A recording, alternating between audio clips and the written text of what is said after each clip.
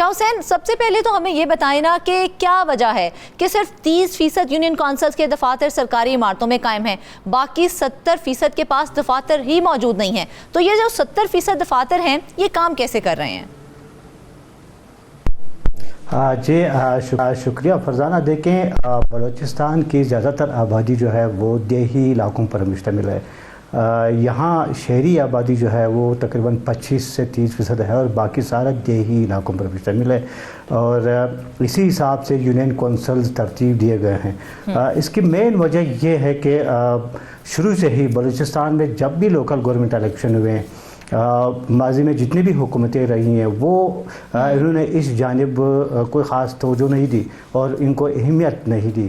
جس کی وجہ سے یہاں لوکل گورنمنٹ کے تھے جب بھی الیکشنز ہوتے ہیں اور اس کے بعد یونین کونسل کی سطح پہ جو دفاتر قائم ہوتے ہیں، یعنی یونین کونسل ایک بنیادی مرکز ہوتا ہے عوام کے مسائل کے حل کے لیے۔ اگر وہاں پہ اختیارات منتقل ہوں، وہاں پہ وسائل فراہم کیا جائے تو کوئی وجہ نہیں، کوئی سبب نہیں کہ یونین کونسل کی سطح پہ لوگوں کے مسائل حل نہ ہو۔ مگر بدقسمتی سے یہاں پر جو ہے لوکل جو یونین کونسل کے دفاتر ہیں ان کی طرف کوئی خاص اہمیت نہیں دی گئی، اور ان کو جو سرکاری دفاتر ہوتے ہیں ان کے دفاتر کے لیے سرکاری عمارتیں بھی فراہم نہیں کی گئی، اور صرف 30% جو دفاتر ہیں وہ سرکاری عمارتوں میں قائم ہے، اور یہ 30% جو دفاتر ہے وہ بھی شہروں میں موجود ہے، چونکہ شہروں کی حد تک تو وسائل کا مسئلہ نہیں ہوتا، سرکاری دفاتر کا مسئلہ نہیں ہوتا، گورنمنٹ کے لیے وہ فراہم کی جا سکتی ہے، مگر جو دیہی علاقے ہیں، جو دور دراز علاقے ہیں، وہاں پہ ان دفاتر کی فراہمی ایک مسئلہ رہا ہے ہمیشہ، جس پر حکومت نے کوئی خاطر توجہ بھی نہیں دی کوئی سنجیدگی سے، اور اس سلسلے میں جو بلدیاتی نمائندے ہیں، جو لوکل گورنمنٹ کے نمائندے ہیں، وہ وقتاً فوقتاً آواز بھی اٹھاتے رہے ہیں کہ ان کو وسائل فراہم کیا جائے، ان کو دفاتر فراہم کیا جائے اور ان کو اختیارات منتقل کیا جائیں، جو کہ لوکل گورنمنٹ ایکٹ کا ایک لازمی حصہ ہے اختیارات کی منتقلی، مگر ان کا فقدان رہتا ہے، اس وجہ سے جو ہے نا یہ دفاتر سے محروم رہ گئے ہیں۔ اور یہاں پہ لیکن شاہ حسین یہی بات تو سمجھ میں نہیں آ رہی ہے، 50-50 بات ہونا تو سمجھ میں بھی آتا ہے، یہاں تو 30% کے پاس صرف دفاتر موجود ہیں اور 70% اس سے محروم ہے، اور افسوس کی بات تو یہ ہے کہ ان پر کوئی توجہ بھی نہیں دی جا رہی ہے، جبکہ دیکھا جائے تو یہ وہ کونسلز ہیں جنہوں نے عام عوام کی فلاح کے لیے کام کرنے ہوتے ہیں، ان کی ضروریات کے مطابق ان کو حل نکال کے دینا ہوتا ہے، تو پھر کیوں توجہ نہیں دی جا رہی ہے؟ جی فرزانہ، دیکھیں بدقسمتی سے ہمارا سیاسی نظام ہی ایسا ہے۔ میں اگر ہم اوورال ملک کی بات کریں یا صرف بلوچستان، مخصوص جو بلوچستان، یہاں پہ سیاسی ماحول ہی ایسا بنا ہے کہ جب بھی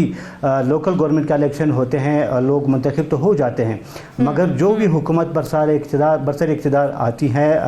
وہ ان کو اختیارات منتقل نہیں کرتے۔ یعنی 18ویں ترمیم کے بعد اگر ہم 18ویں ترمیم کا ذکر کریں، مرکز نے بہت سی محکموں کے اختیارات صوبوں کو منتقل تو کر دیے، مگر صوبوں میں جو حکومتیں بنتی ہیں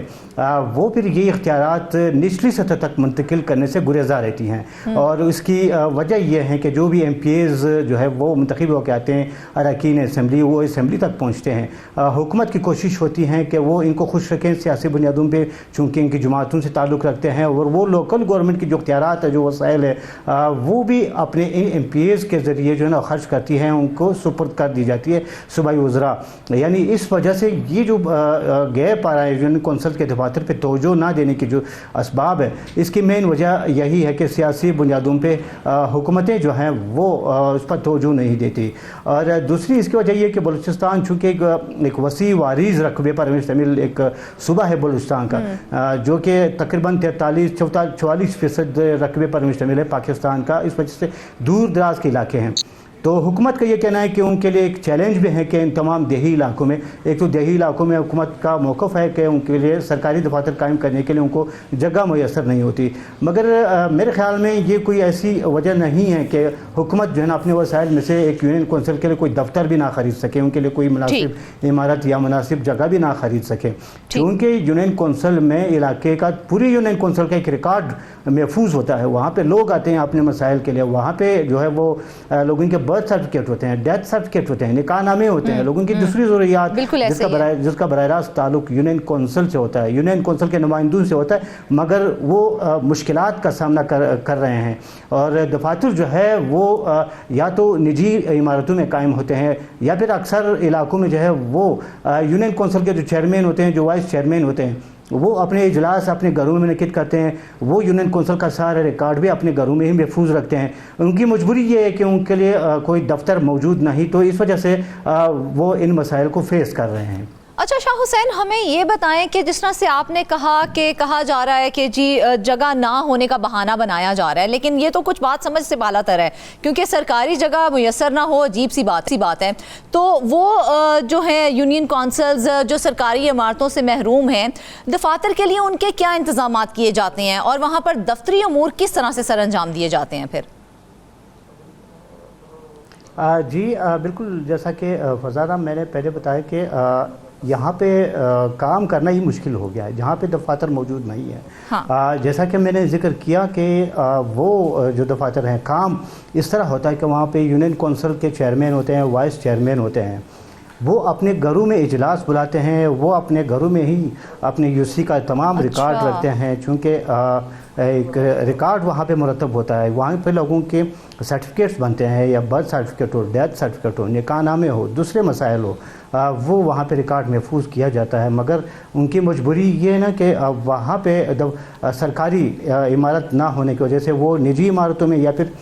جو گھر ہیں اپنے, وہ اپنے گھروں میں ریکارڈ رکھتے ہیں. بالکل شاہ حسین, سرکاری عمارتیں نہ ہونے کی وجہ سے پھر عوام بھی دیکھا جائے تو اچھی خاصی مشکلات کا شکار ہوگی. کن مسائل کا سامنا کرنا پڑتا ہے, کیونکہ لوگوں کو تو نہیں پتا کہ یہ جو ہماری یونین کونسل ہے یہ کہاں پر چلائی جا رہی ہے اور کس کی طرف سے چلائی جا رہی ہے اور ہمیں کہاں جانا چاہیے. بالکل ایسا ہی ہے, چونکہ لوگ جو ہے نا جہاں پہ ان مسائل کا سامنا ہے,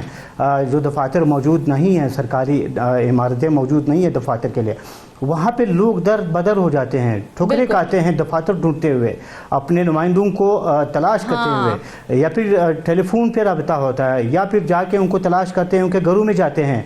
کہ جو وہاں پہ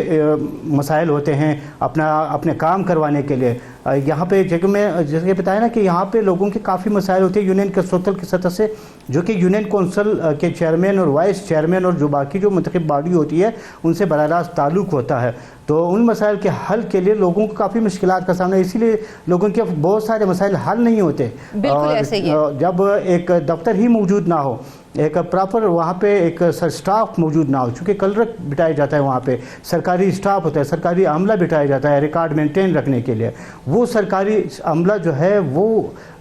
موجود ہی نہ ہو, میسر نہ ہو دفتر نہ ہونے کی وجہ سے, تو پھر لوگوں کو کافی مشکلات کا سامنا کرنا پڑتا ہے. اور یہاں پہ ایک چیز کا ذکر میں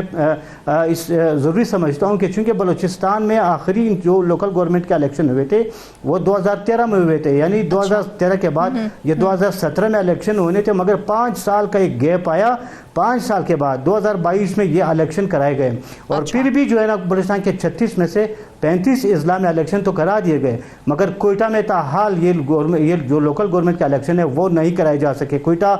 جو کہ تقریباً جس کی آبادی اب 35 لاکھ کے لگ بھگ ہے, اور سب سے بڑا شہر بھی کوئٹہ ہے, وہ میٹروپولیٹن کارپوریشن کا درجہ اس کو حاصل ہے, مگر یہاں پہ کئی سالوں سے 2017 کے بعد یعنی اب 2025 چل رہے ہیں, ابھی تک الیکشن نہیں کرائے گئے, اور جس کی وجہ سے تو کافی مشکلات کا سامنا ہے. اور اب جو موجودہ جو حکومت ہے, وزیر اعلیٰ سرفراز بگٹی, انہوں نے ایک سمری طلب کی ہے, اور ہماری بات ہوئی ہے لوکل گورنمنٹ کے جو محکمہ بلدیات ہیں ان کے حکام سے بات ہوئی, تو یہی بتایا گیا کہ اب ایک سمری ارسال کر دی گئے ہیں وزیر اعلیٰ کو, جہاں جہاں پہ سرکاری دفاتر سرکاری عمارتیں موجود نہیں ہیں یونین کونسل کے دفاتر کے لیے, وہاں پہ عمارتیں فراہم کرنے کے لیے سمری ارسال کر دی گئی ہے وزیر اعلیٰ بلوچستان کو.